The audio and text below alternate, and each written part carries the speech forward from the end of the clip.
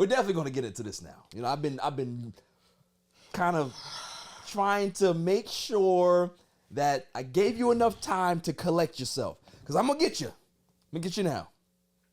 These Brooklyn Nets, I've been bashing them on this show for weeks, right? Mr. Brooklyn Net is here. Yes, I am. Mr. Brooklyn Net is here. And all I want to say is, this is all I want to say before I even get into my spiel, is you, sir, are a piece of work. You are a piece of work. Because all of these weeks and months that have been going on, I know you, okay? You went on social media. You were like, please, guys, don't leave. And then when the news comes out, I knew he wasn't going to leave. Listen. I never had a doubt. Lies. In my Lies, mind. sir. Lies. Now, how do you feel right now? KD went through all of that nonsense, the drama. Drama is now quelled. The flames have been quelled for a little bit. A little bit. Do you think that this is a long-term fix, or is it just for this year? You know how you know how at the end of the barbecue, you know, the coals look all ash and everything, but the barbecue look done. But then when you move the ashes a little bit, you It's see a still little some heat. See a little fire, you see a little orange underneath there. I think we're at that point right now. Okay. I think Steve Nash has probably the hottest seat Ever? in coaching. Yeah. In any sport. You're right. Any sport. He's got the hottest seat in the world right now. Because if they start off slow. Oh, he's gone. Like, without question. If they start off like 10-7, he's gone. That's listen, if they start off 5-5, if they start off 2-2. Is it gonna be like when whatchamacallit got fired from the Cavs? When Tyronn Lue got fired from the Cavs after Braun left? Oh my God. Yo, it was like 3 games. Yeah, that was crazy. Listen, man. First of all, everybody and their mother could see that Steve Nash was thoroughly outcoached. Yes. Going up against Ime Udoka. Correct. I miss you, Emmy. But like, so to see him come back at the end of the season, you know, everybody assumed that he was going to be gone. And, you know, they started firing, like, assistant coaches and everything like that. Like, oh, okay, they about to bring in a new staff and everything. And then, you know, you get to Jacques Vaughn and Steve Nash, and you're just like, just wait. Like, where's the report? Any day now. Waiting for the report to come out. Yeah. Steve Nash has been let go, or they mutually agreed to part ways. You know what I'm saying? But they would have mutually agreed to part ways. They wouldn't have fired him. No. So, waiting for the report, and it's not coming. And then you just, you know, then the contract talk started happening with Kyrie, and it's just like, okay, we're not willing to give him a long-term extension. We're like, okay, what are y'all doing right now? What are we doing as an organization? Like, you already went all in. You mortgaged the future to try to win a championship. You traded away everybody. Everything. You know what I'm saying? All the youth we had, all the draft picks. All the assets, yeah. Everything is gone. All you have are these 2 guys. So why are you not just giving him the deal? You'll be able to trade Kyrie. He's not like at the end of he's not 38. He's not 35. Just turned 30. He just turned 30. Yeah. So even if you give him the extension, everybody said Westbrook couldn't be traded. And he got traded twice. Traded 3 times. Yeah. Everybody said Chris Paul couldn't go anywhere. He got moved. You know what I'm saying? John Wall couldn't get moved. He got moved.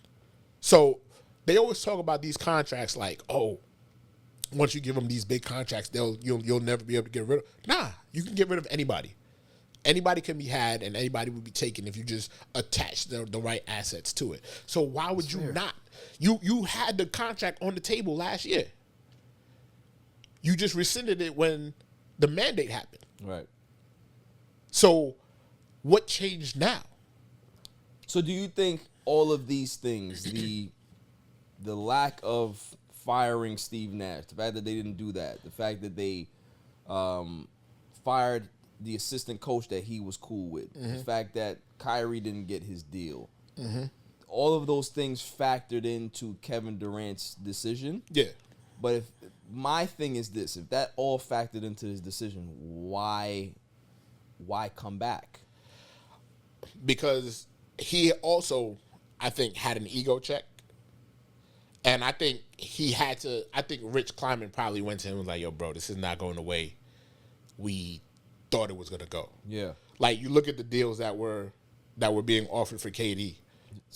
The Celtics had the best package, and Yeah. they weren't even willing Right. to give the best package. Exactly. They weren't even trying to give up Smart and Brown. Yeah, the Grizzlies didn't want to give up Jaren Jackson. Well, the Grizzlies are just crazy. I mean, You give up Jaren Jackson. Yeah, Jaren but- Jackson does not stop you Not from for a getting flight KD. risk.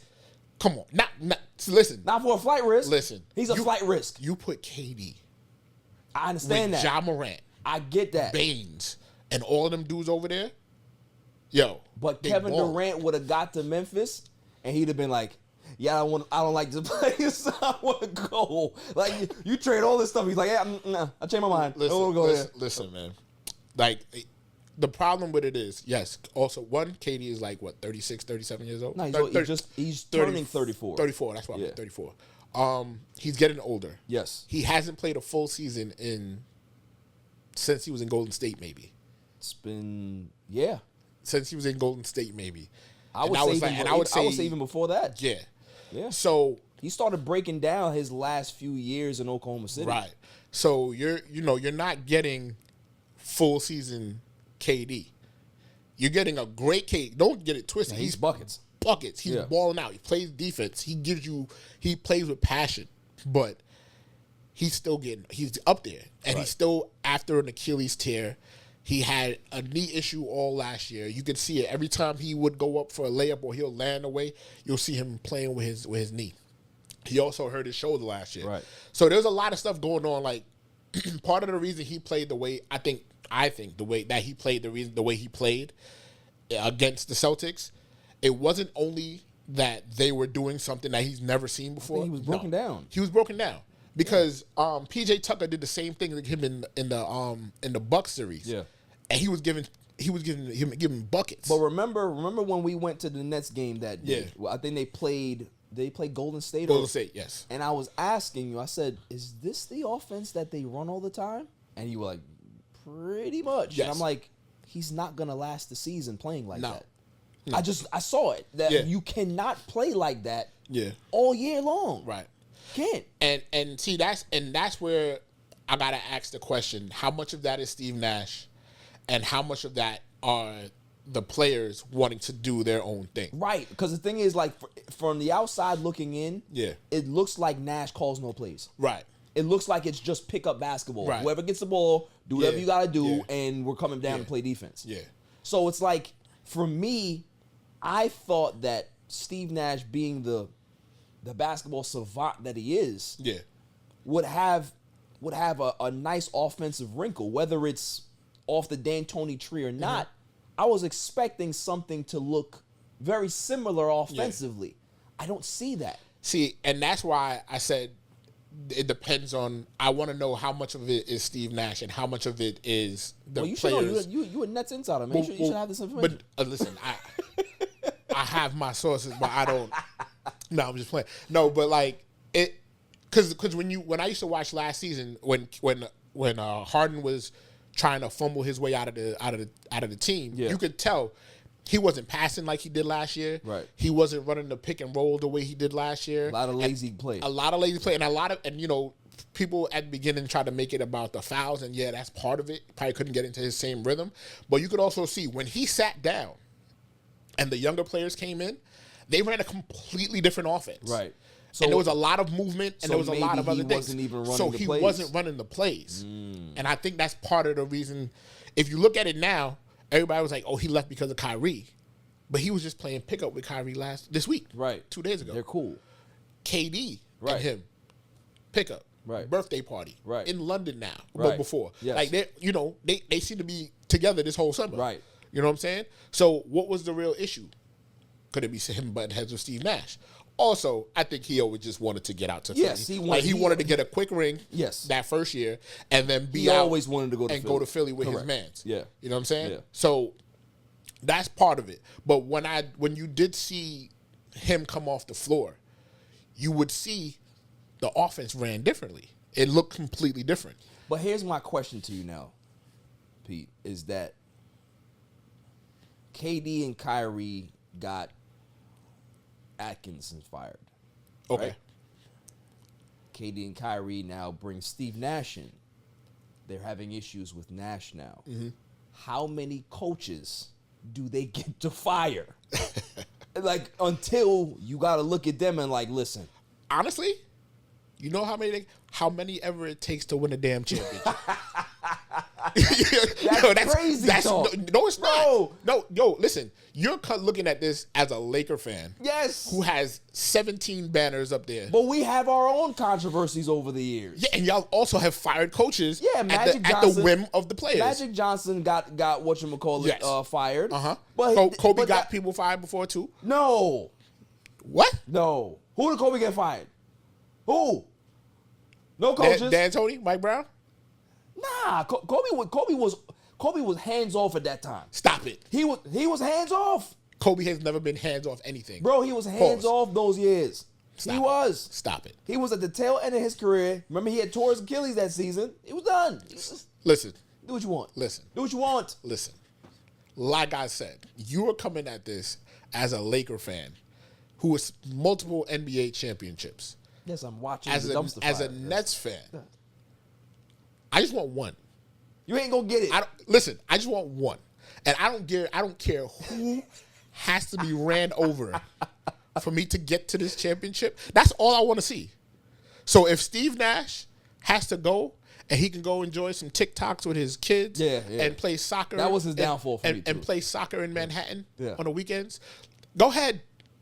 That's when people loved him. When he was just doing that. Have at it. Yeah. Do all that.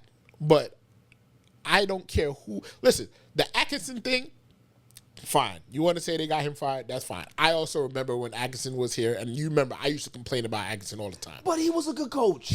He's a good coach to build a team up. Yeah. He's not the coach. Listen, I always say this. If he was such a great coach, why has he only been offered one head coach job in the past 3 years? Because the reputation, right? No, he's been interviewed. The Knicks interviewed him. Right. The Charlotte interviewed him. He's been interviewed all over. Got one job. Because Atkinson don't take no shit. One job. He don't take. He go into that interview and say, "Listen, this is what y'all not gonna do to me. Right? This is what I'm gonna do. This is the type of offense. And if you got a GM, I don't want to speak to him. Get him out of my way. I just want to coach the team." And they're like, "All right, thank you. Have a good day." Listen, people forget. Atkinson's offense was D'Antoni's offense. Yes. And D'Antoni's offense is layups or three-pointers. Correct. You can't run that offense with KD and Kyrie, two of the best mid-range shooters ever in the NBA. That's fair. So if I'm coming in there and I'm saying, "Yo, coach, I gotta take the mid-range," and you telling me no, like, yo, Marks. This guy? Yo, he gotta go. Got to go. That's it. Now, a big misconception is that Steve Nash was KD and Kyrie's hire. He wasn't. Kyrie wanted Phil Handy. Oh, okay.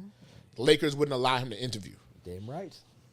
Right? We'll never get rid of Phil. Lakers. Exactly. Yo, you don't understand the clamoring. You see the way that y'all were trying to ask for Kyrie? Yeah. The way Laker Nation was clamoring for Kyrie? That's the way Nets world was clamoring for Phil Handy every year. And we just gave him an extension. Exactly. And we're never getting rid of him. we almost had a memorial service when he got his extension. Yeah. You know what I'm saying? So he's going to be one of those coaches that will never get permission to go anywhere else. Never. So Kyrie wanted Phil Handy. Yeah. KD wanted Ty Lue. But according to School B, who gives out great information about the Nets, he was saying that, that Ty Lue would have to, he spoke to KD and he was like, "Yo, I would have to sit down and talk to Kyrie because, they had a little issue in Cleveland." So he was like, "I don't know. As long as he's cool with it, I'm cool with it. We can make this happen." And it never did. It never came to fruition. I don't know if they said the conversation never happened. I don't know if that's because he got offered the Clipper job or if Sean Marks just went ahead with Nash. But what people don't realize, him and Nash are like this. They're like best friends. Yeah. And he even said it. This wasn't the first time he offered Nash the job. Right. Nash had turned it down several times. Yes, Nash had turned it down before. And he's turned down other coaching opportunities. Even just to be an assistant, he had turned it down. But then I guess he finally saw this team and he was like, wait, this could be the thing. You know what's crazy? Is that how my brain works, right? Is that all of these calls were coming in. Yo, Nash, you need to come be the assistant. Yeah. All these. I wonder if he gonna get these calls. I wonder if they gonna call him and say, "Yo, Steve Nash, what's up, man? You want to pull up?" Like, I don't think he gonna get those calls, bro. I don't think so, bro. Those calls are gonna be null and void. Null and void. So, like, going back to the original question, do I think everything is good? I think it's calm for now. You know what I'm saying? If you look at the team is good. Yes. The team is deep. All we need is get like a backup big. Sean Marks did a good job putting the team together. So like, you got KD, you got Kyrie, you got Ben Simmons. Right. You know what I'm saying? Joe Harris is back. Right. You got Seth Curry. Right. Claxton's back. Patty Mills. You know what I'm saying? You got Patty Mills. You got TJ Warren, who the last time everybody seen TJ Warren, he was giving people 40 in the bubble. You got the other dude from the Jazz. Royce O'Neal. Who's a good 3-and-D defender, 3-and-D guy. Right. So, like, you have a decent squad. And then you still, you got Cam Thomas, got Day'Ron Sharpe, you got Kessler Edwards. You got some young guns that's coming up. So, it's a nice, well-balanced team. We still got 2 roster spots. They're probably looking for a backup big and maybe a wing, maybe a front court player. But this team hasn't been better than it is. I would agree. I think this is the best roster that you guys have had. Not talent-wise, but just how the pieces can fit together. Yes. You know what I'm saying? Yes. So, I mean, listen, for me, I've always said that KD, no matter what you give him, no matter what situations you put around him, he always just looks miserable. Like he's never happy. And it's like, this is his franchise. They want him to be here. They want to give him everything. And he still tries to pull certain power moves that he doesn't have to. I think if you would have had a conversation with them about certain things that he wanted to see, and they say, all right, KD, we take everything that you're saying into consideration. Let's see how the season unfolds. And if he didn't see those things transpire, just think about it. First year, he didn't play. Right. Second year, they get to the second round of playoffs. That things happen, right? Yeah. We still don't know what these Nets are. And so for him to push the reset button so quickly. But see, that's where it's been such a crazy 2 years. And it's just the time that it's happened has made everything so weird. Yeah. Because we're in the middle of, it was the first year that he played was the first year was that he didn't play yet, shortened season because of COVID, go to the bubble. Yep. Then the next year, just COVID rampant. Everybody's getting sick. It's a shortened season. Yep. And then last year, mandate.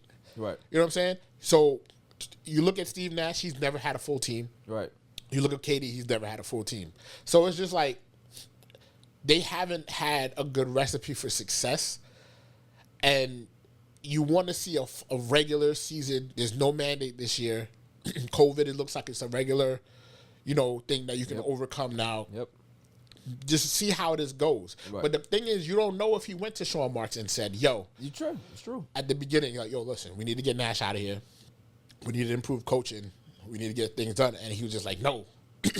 We already fired a coach for you. That's true. You know what I'm saying? And I don't think he ever wanted to go. I think he was just trying to I think he was pulling the Kobe move. Yeah. Yeah.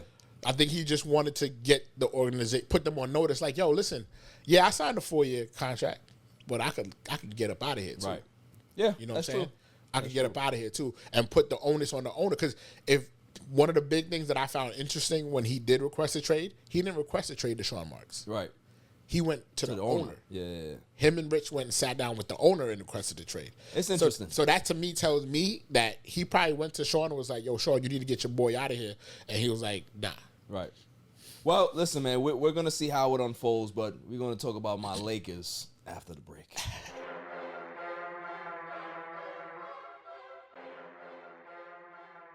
Welcome back, y'all. So we were talking about your Brooklyn Nets, and you broke it down so elegantly about what's going on, and I see your point, right? I see your point in all those things, and I hope that Brooklyn, they get it together and they have a decent season. I still don't think they're better than Milwaukee, but I think that they would give Boston a run for their money with this current team. I think they could beat anybody in the East. I mean, given, yes, but Giannis is. Yes, yeah, but Giannis is gonna get his. But the main difference, and it's gonna hinge on him, is Ben Simmons. That is true. If Ben Simmons can be the Ben Simmons of old, he's not gonna stop Giannis, but he's gonna make him work. He's comparable physically. Yeah. He's gonna make him work. Yeah. And he gives the Nets something that they never had, which was a lockdown defender. A lockdown defender, one. A great distributor. Yeah. Nobody has distributed more open 3-pointers, has created more open 3-pointers than him since he's been in the league. Right. Which is crazy to think about. Well, him and Braun, I think. No, it's him. He's number one. It's Ben Simmons. Since Ben Simmons has been in the league, he's created more open 3-pointers than any other player in the league. Okay. And then he gives you somebody who's really athletic and can attack the rim. Yes. The Nets haven't had KD. Like, KD can attack the rim, but he's not that anymore. He's not the KD of old dunking on people. Right. You know what I'm saying? So I think having him. So you think about that. So instead of having KD guarding Giannis, now you got Ben guarding Giannis. Right. Now KD's on Middleton. And that's a good matchup. That's a whole different ballgame. That's a good matchup. I would love to see that. I'd love to see that. I think we match up better with this team. And then you can put Royce O'Neal on what's his name? The guard. Holiday? Holiday. Okay. Instead of having Kyrie have to guard him. Okay. You know what I'm saying? Listen, there's things that you can do. Yeah. Celtics, I think we can match up better with the Celtics too. Because now you don't have Patty Mills and Seth Curry guarding Jaylen Brown. Right. That's never going to work in any world. That's true. So, and then you also forget Joe Harris is back. Yeah. Who's another 6'6", wing that's going to give you size and give you effort and give a sharp shooter. Right. Career 40% over 40% 3-point shooter. So I think they can beat anybody in the East. It's all a matter of coaching and how it comes together. Yeah. I think you guys, like you said, I think you guys have a legit shot. You guys have a legit shot. If everything breaks well, if there's no injuries, if people don't start saging down the building and decide not to want to come to work. Listen, the sage cleanses. The sage cleanses everything. Whatever. Okay, whatever you want to talk about. It worked in the Celtics building. Whatever. Okay, whatever. But no, I think Brooklyn, realistically, they do have a shot. For me, I still have Milwaukee over them, but we're gonna see how it plays out. It's the NBA season. Listen, so they want to chip. We can't. I can't put them over them if they want to. You know what I'm saying? So, but we can compete.